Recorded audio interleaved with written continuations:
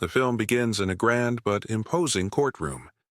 The judge, barely interested, informs the jurors of their duty: decide the fate of a young boy accused of stabbing his father to death. The penalty for a guilty verdict is death. The camera lingers on the boy, who sits pale and frightened. He appears vulnerable, but the prosecution's case against him has been seemingly airtight.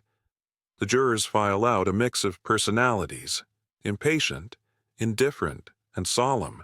The jurors enter the sweltering jury room, visibly irritated by the heat and anxious to leave. The foreman, juror number 1, tries to establish order and suggests taking an initial vote to see where everyone stands.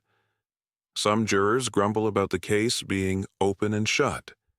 They introduce themselves casually or avoid introductions altogether, reflecting their differing levels of engagement.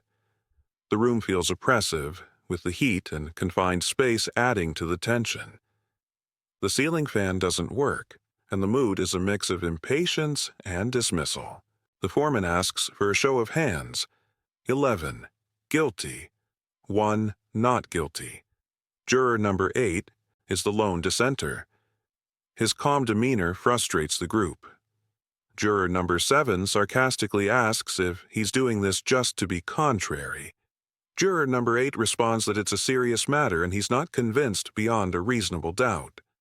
Some jurors, like number 3 and number 10, become visibly irritated, while others, like number 9 and number 5, remain quiet, observing. Juror number 8 lays the foundation of his argument. He doesn't claim the boy is innocent, but insists on discussing the evidence thoroughly. This is a person's life at stake, and they can't make a hasty decision.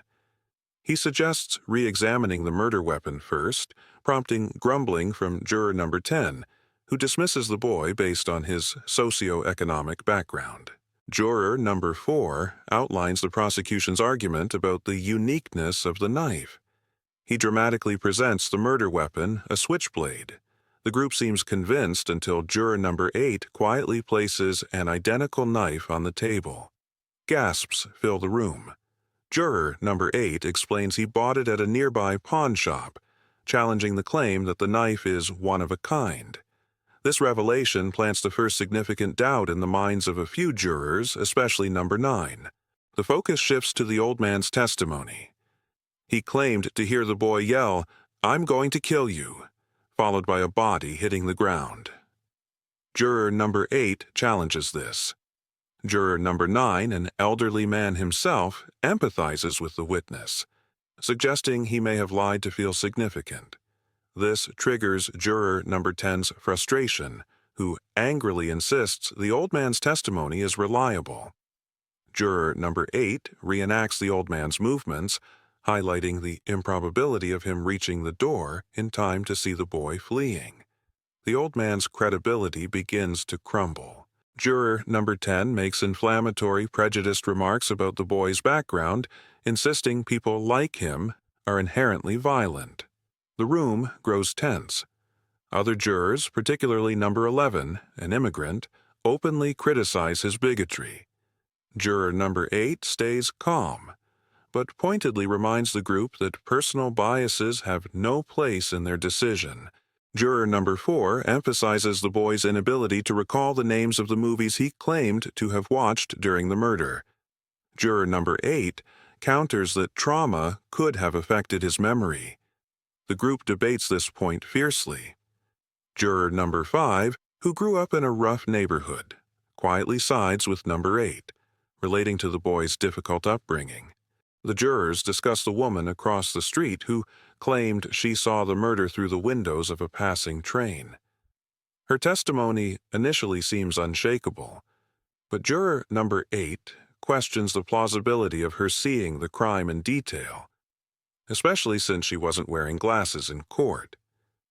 Juror number 9, observing her habit of rubbing her nose, a sign of wearing glasses, argues she likely wears them regularly and wouldn't have had them on while in bed.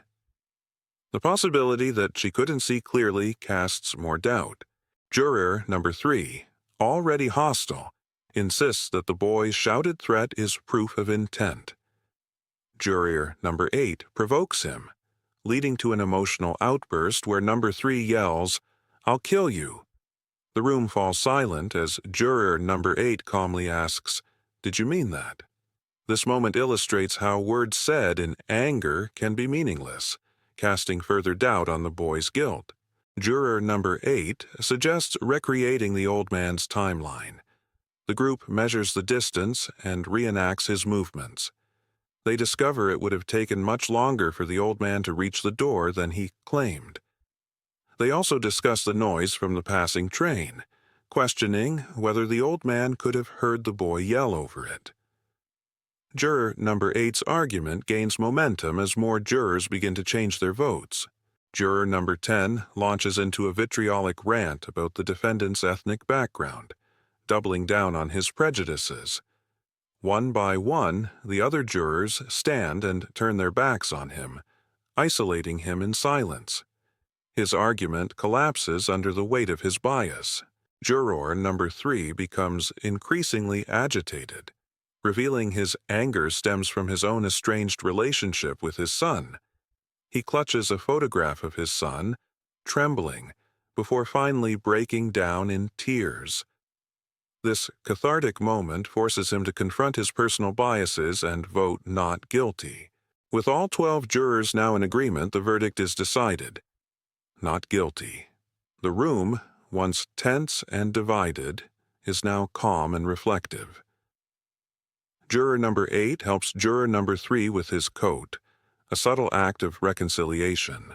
The jurors leave the courthouse, going their separate ways. Juror number 8 and juror number 9 share a respectful nod, recognizing each other's integrity. The camera pans up, leaving the audience to reflect on the weight of justice and the power of reason.